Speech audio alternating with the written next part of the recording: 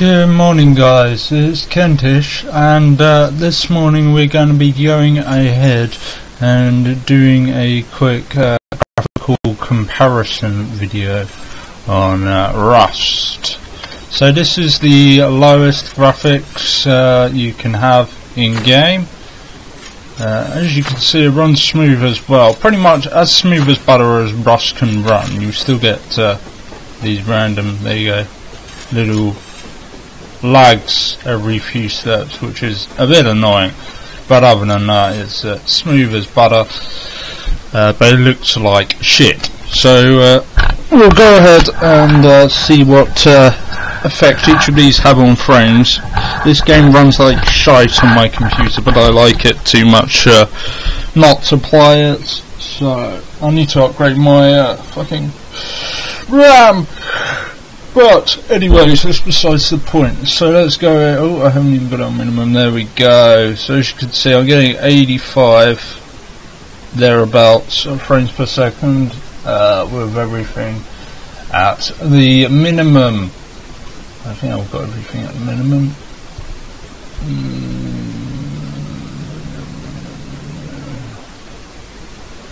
So 0.25 is the lowest you can have. Just so you know. Draw distance wise, that I always have that set to max just because I like to be able to see miles, but as you can see that is pretty far away at minimum, to be fair. I mean, like, if you're down here, granted you can't, if you know the map I guess you don't need to be able to see for miles, but so I wouldn't know that there's a globe there, for example, until I was, I don't know, here. Until I was here, I wouldn't know that there was a globe there.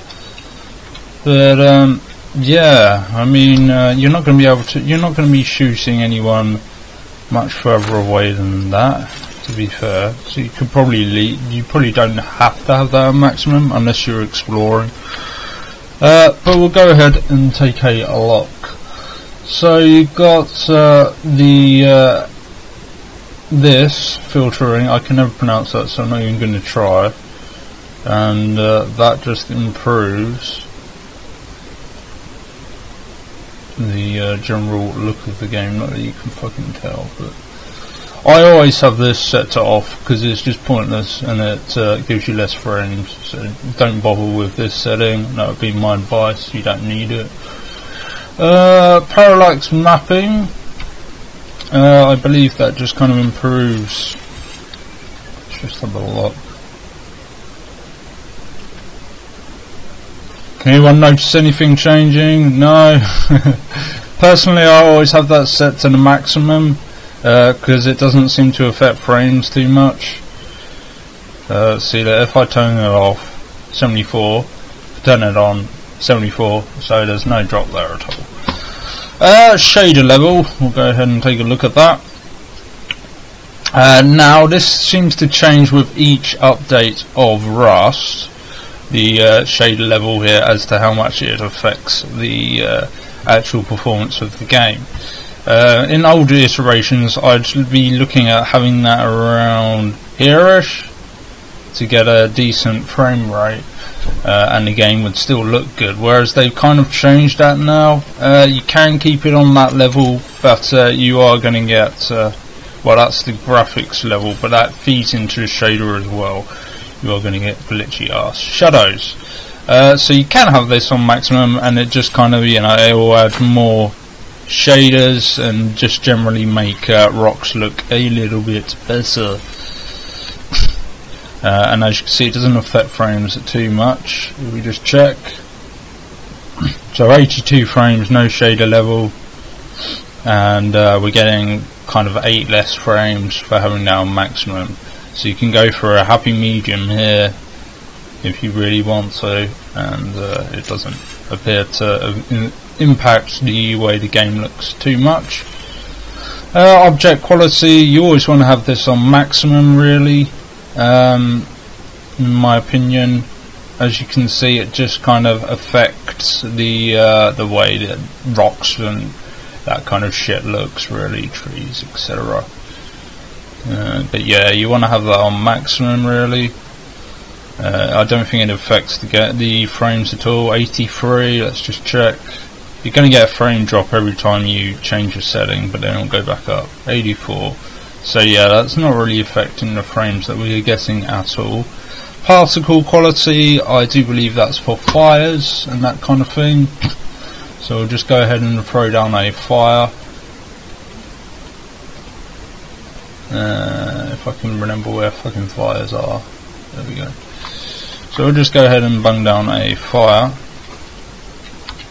There we go. So as you can see, with a fire in front of me, it's dropped down to around about 60 frames.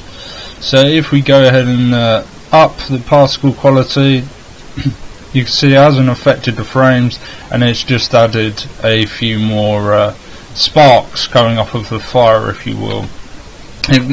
Obviously, frame wise, it's completely dependent upon what you're looking at and that kind of thing as well. So 62 frames looking over there, looking directly at the fire, 60. So, not too bad.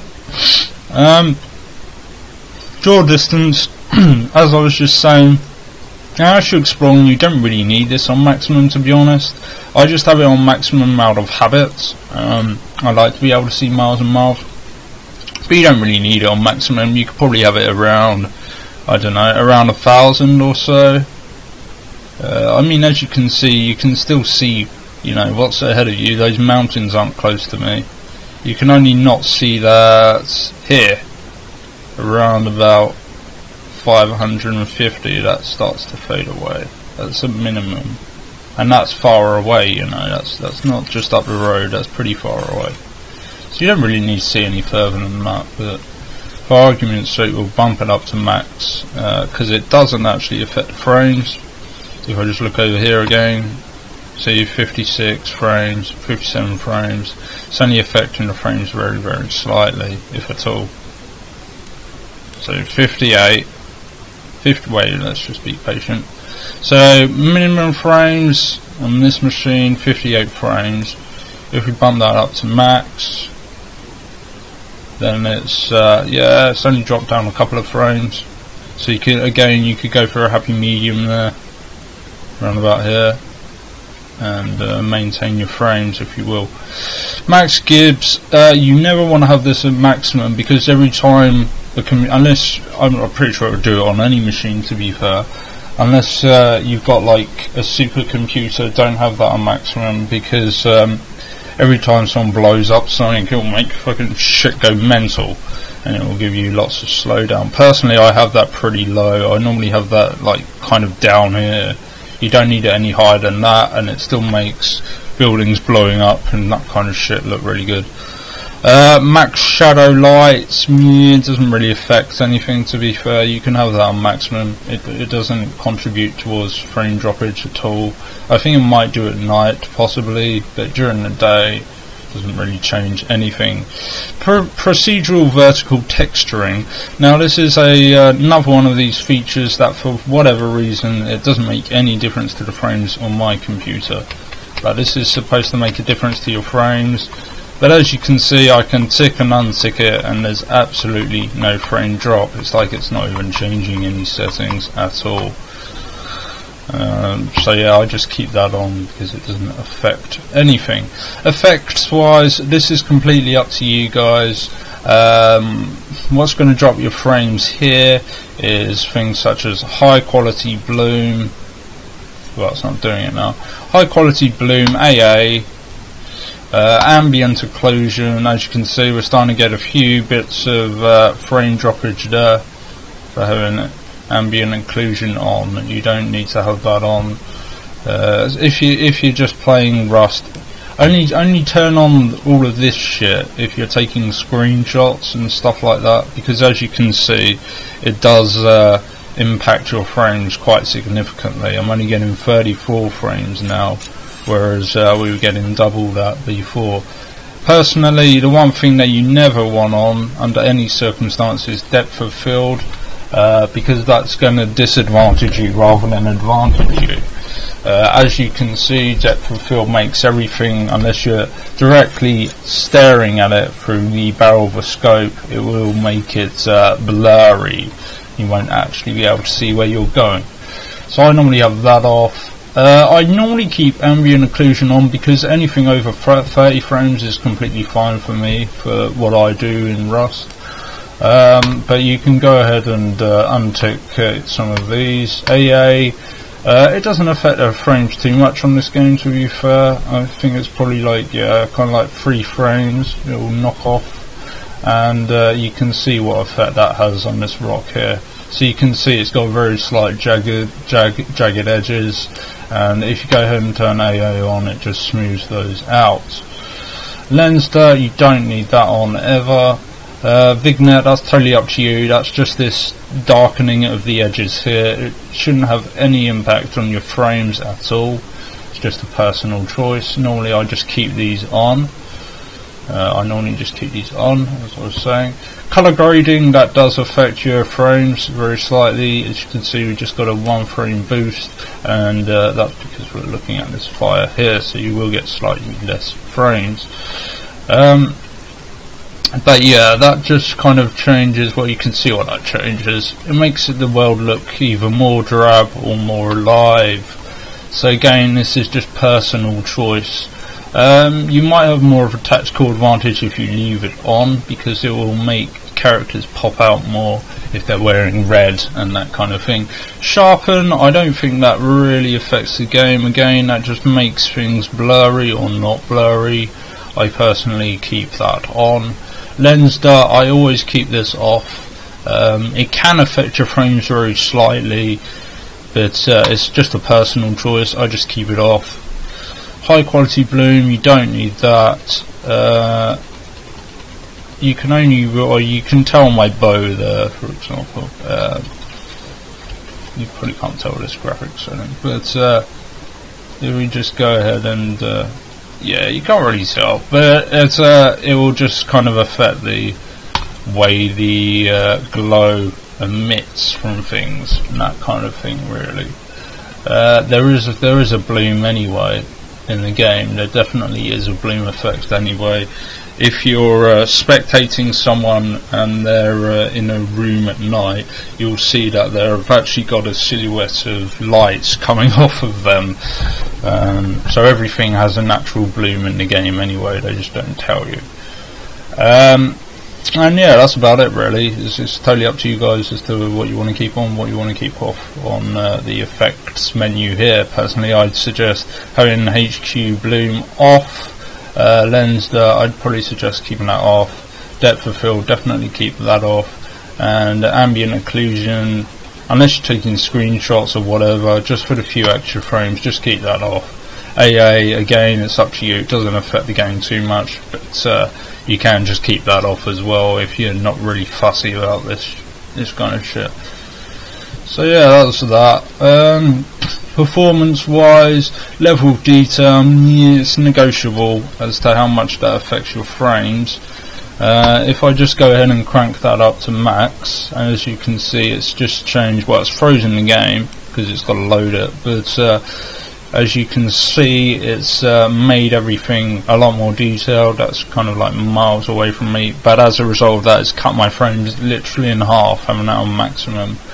Personally, I normally keep that about a 1, which is default, by the way, but that's all you need, to be honest, you know. So as you can see, it's popping out these trees, and I'd be able to see people if they were kind of here-ish quite easily, and that's all you need, to be honest, you know, unless you're flying around or whatever. This filtering, personally, I always keep this off. It's another thing that's kind of a bit weird. Sometimes it will, as you can see, it seems to have gave me a frame boost. Sometimes it will give you a boost, and sometimes it will take it away. So 58 frames, let's just turn that on the max. 58 frames, so as you can see, it's not affecting the frames at all here, which is a bit weird. But yeah, that just basically just affects the overall look of the game. It's the same as the other filtering tool that I've got disabled, basically. If I just go ahead and show you, as you can see, the rocks are a bit more smoothed out. and that kind of shit. That's all that affects. It's purely cosmetic, so you can just keep that off if you want to. Shader level, this is another thing that has a big impact on the game. As you can see, it changes the look of literally everything. So minimum, they're just grey rocks. Maximum, you can see what biome the rocks are in. And that does affect your frames quite significantly as well. So 52 frames at the moment. With that off, we're now getting 59 frames, 58 frames. So you can see that there's a 7 frame drop there. Personally, shader level wise, I always keep that on maximum, because I'd rather have the game looking kind of sexy and having to suffer the 7 frame drop there.